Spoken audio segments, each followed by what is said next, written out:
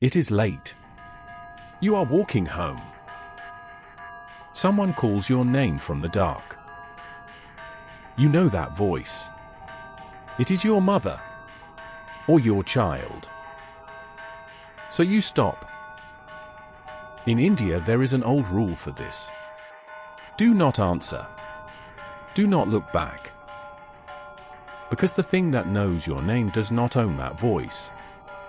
Good evening and welcome back to Monster Atlas. Tonight we go to South Asia for the Rakshasa. You have probably seen one already. A tiger's head, a fine suit, hands that looks wrong. There's a strange part. Almost none of that comes from India. So tonight let's find out where it does come from. Rakshasa. You say it Rakshasa. They are not one animal. A Rakshasa can look like almost anything. The shape is not what makes a Rakshasa. The shape is only a tool. They are strongest at night. They are weakest at dawn. The old texts put them in 3 places: lonely roads, cremation grounds, and anywhere a person is alone. And here is the part that usually gets lost in translation. Rakshasa is the name of a people. It is not a word that means evil. They are old. The Vedas, the oldest Hindu texts, already mention them. That is about 1200 BC, 3000 years ago.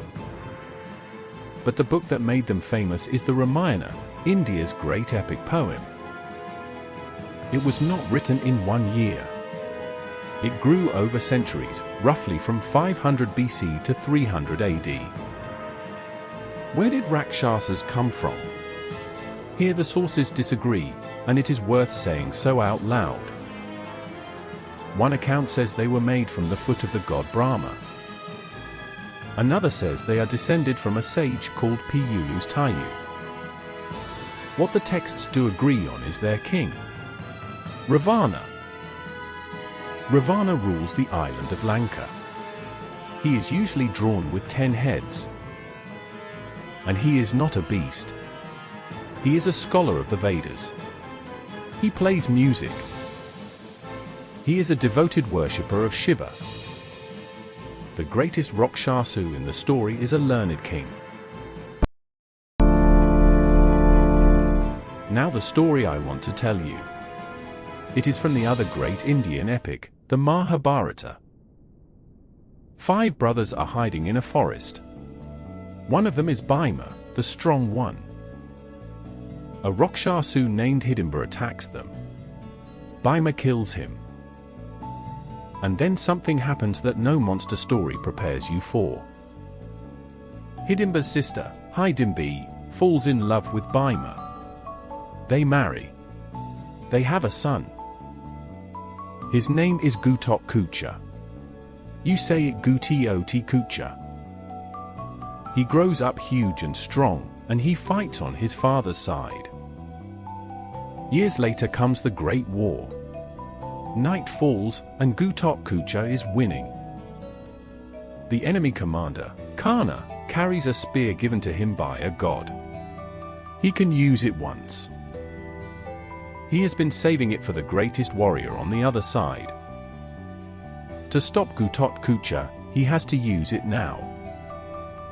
So Gutok Kucha dies. And the weapon is gone. The spear is spent, so the man it was saved for lives. The half Rakshasa boy dies, and that is how his father's side wins the war. That is the epic. Back in the village, people asked a simpler question.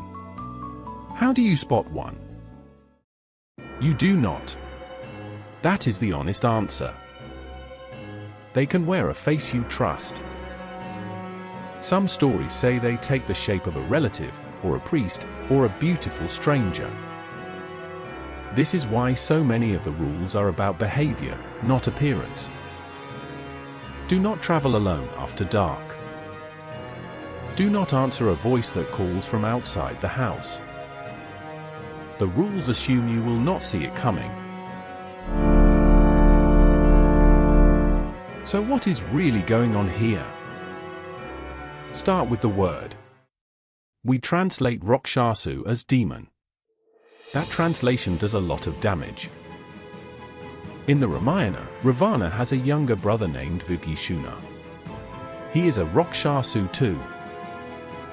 He argues with his brother, loses, and joins the other side. When the war ends, he is made king of Lanka. A Rakshasa switches sides and becomes a king. That does not fit the word demon at all. Now the face. The tiger head. The backwards hands. In 1977, the Rakshasa was put into Dungeons and Dragons. The text gave it no description at all. 2 lines, known first in India, and it eats human flesh.